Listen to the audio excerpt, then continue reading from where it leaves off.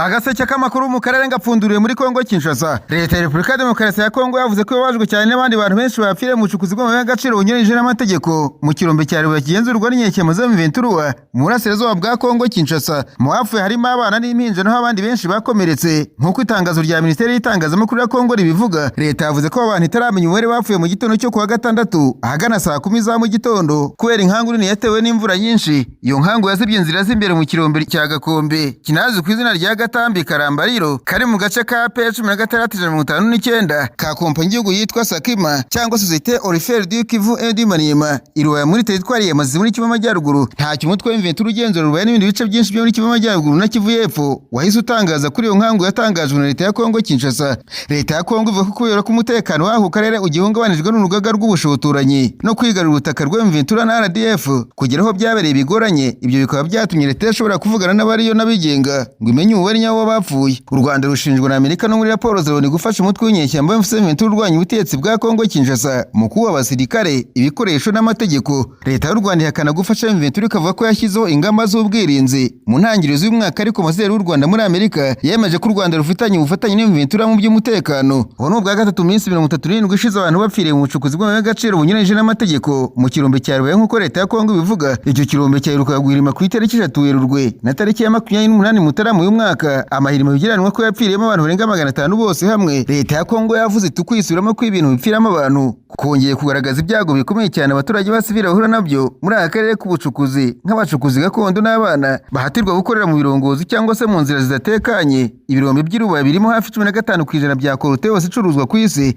ndetse birimo 1/2 cya korute yose iboneka muri Kongo Kinshasa. Iryo buye ry'agaciro ririmo tantarumu yifashishwa mu gukora ibikoresho bya elektronike nka telefone zigendanwa. Leta ya Kongo yihanganishije imiryango y'abishwe n'iryo hima ry'avanga ry'ikirombe cy'Irubaye. Yibutsa ko karere k'ubucukuzi ka Rubaye gasanzwe kari mu cyiciro cy'akarere gatukura, bivuze ko bibujijwe gucukura amabuye y'agaciro no kuyacuruza. Yongeyeho ko ubucukuzi bukomeje kwakorerwa burenze mu buryo bugaragara ku mategeko ya Kongo no ku mategeko y'ibanze y'umutekano. Leta ya Kongo yavuze ko ubwo bucukuzi bunyuranyije n'amategeko bugamije gushakira M23 amafaranga yo gukoresha mu ntambara, ikavuga ko yafashe ingamba zo kugeza mu nkiko bose babyungukiramo mu buryo butaziguye cyangwa se buziguye, ndetse ko izakomeza guharanira gusubizaho ubusugire ku butaka bwayo bwose kugira ngo ubwo bucukuzi buhagarare. Nyamara ariko kandi Minisitiri w'Imikino n'Imyidagaduro Kongo Kinshasa yatangaje ko bona nta wundi wasimbura Perezida Tshisekedi ku butegetsi kandi ko berekeje muri manda ya gatatu. Abwira abarwanashyaka b'ishyaka UDPS riri ku butegetsi mu gace ka Kasanguru mu ntara Kongo Centrale, Minisitiri Didier Budimbu yavuze ko bagiye gutangiza inkubiri yo gusaba indurwa y'Itegeko Nshinga kugira ngo bitume Tshisekedi yamaza muri manda ya gatatu. Hashize igihe igitekerezo cya manda ya gatatu itemewe n'Itegeko Nshinga rya Kongo giteza impaka muri rubanda no mu banyapolitike. Izo mpaka zongeye kwiyongera mu mpera z'icyumweru gishize.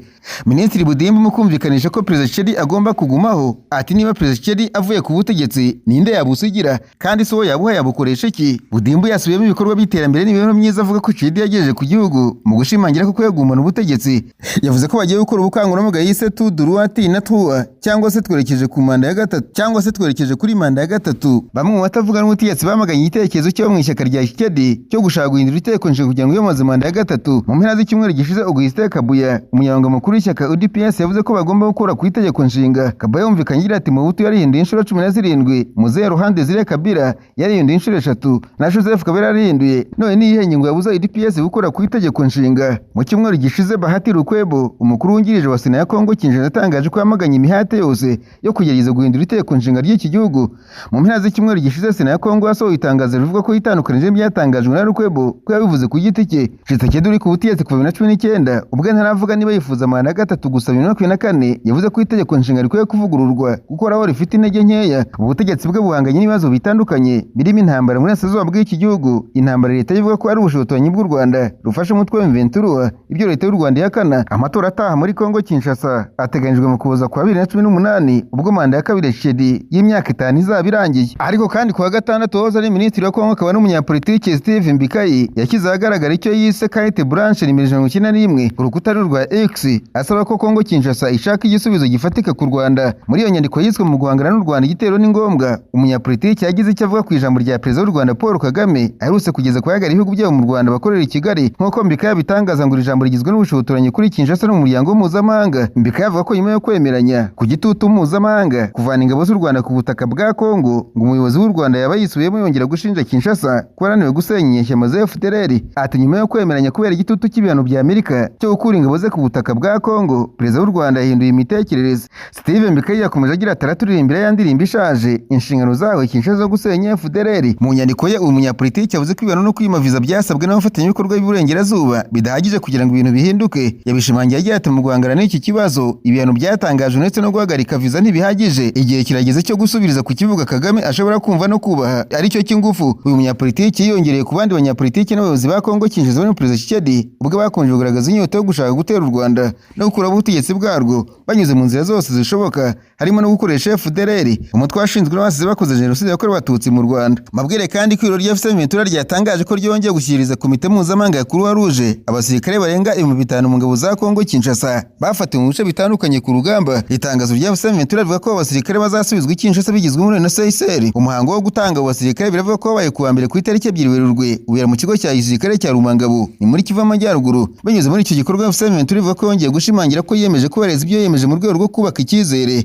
no kugira uruhare mu kugabanya amakimbirane hakurikijwe amahame y'amategeko mpuzamahanga arengera ikiremwamuntu. Icyakora mu gihe FCM Ventura irimo gufata ingamba zifatika zo kugabanya amakimbirane, ubutegetsi bwa Kinshasa bukomeje gutsimbarara, bukomeje kwangira ikurwa rya bagenzi bacu kimwe n'abandi bafunzwe bafashwe mu buryo butemewe n'amategeko kubera gusa isura yabo. Ibi ni imwe mu bikubiye muri iryo tangazo. Rikomeza rivuga riti muri icyo gihe Kinshasa ikomeje kurenga guhagarika imirwano kandi yashoje intambara kuri FCM Ventura yibasira abasivile n'umutungo wabo. Mu guhangana n'icyo kibazo FCM Ventura irasaba abunzi n'abafatanyabikorwa mu gihugu ndetse n'abanyamahanga ko Kinshasa ikomeje kurenga kuyagarikwa ry'imirwano kandi ko yayishoje w'intambara. Yongeye gushimangira ko amaraso y'abaturage ba Kongo Kinshasa yamenwe na Perezida Félix Antoine Tshisekedi atazirengagizwa cyangwa se ngo birangire gutyo. Naranganije amaso umunyamakuru byandikirwa muri Kenya. Abanyamakuru bakiza amakaramu ku mpapuro barandika. Manitwe guverinoma ya Kenya yatangaje ko umubare wahitanwe n'imvura nyinshi n'umwuzure mu murwa mukuru Nairobi n'ahandi bikubye hafi kabiri bagera kuri 42 nk'uko byatangajwe mu itangazo yashyizwe agaragara ku Cyumweru. Imvura ikaze yaguye ku wa gatanu yateje umwuzure mwinshi kandi ukabije bituma abantu bamwe barohama, imodoka zitwarwa n'amazi kandi bihagarika ingendo ku kibuga cy'indege nyamukuru cy'iki gihugu. Mbere hari yatangaje ko hapfuye abantu 23 nk'uko bitangazwa na Reuters, nubwo ari n'abavuga ko ari 25. Minisitiri w'imirimo ya leta ya Kongo n'iterambere rya muntu Geoffrey Kiringaruku yatangaje ko bashinzwe ubutabazi baturutse mu nzego zitandukanye harimo n'abasirikare bari bagikora ibikorwa byo gushakisha no gutabara hirya no hino mu gihugu. Agaseke k'amakuru mu karere ngapfundikire mu rundi abanyamakuru bakoze ba muri no barandika. Manitswe leta y'u Burundi akanyamakuru avuga ko muri iki gihugu hamaze iminsi hagaragara ubujura bw'imyanya y'ibanga y'abagabo n'abagore y'abagore. Ivuga ko abantu 11 bakwirakwije inkuru zitari zo kuri ubwo bujura bamaze gutabwa muri yombi. Amakuru y'ubujura bw'imyanya y'ibanga ku bagabo bo mu Burundi n'abagore y'abagore baho yatangiye kuvugwa mu cyumweru gishize. Ku mbuga nkoranyambaga hagiye hakwirakwizwa amashusho y'abantu byavuga ko bibwe biriya bice ibyo bari basanganwe bigahinduka bito ndetse n'abantu bambaye ibikwasi ku bice by'umubiri birimo amaboko n'amaguru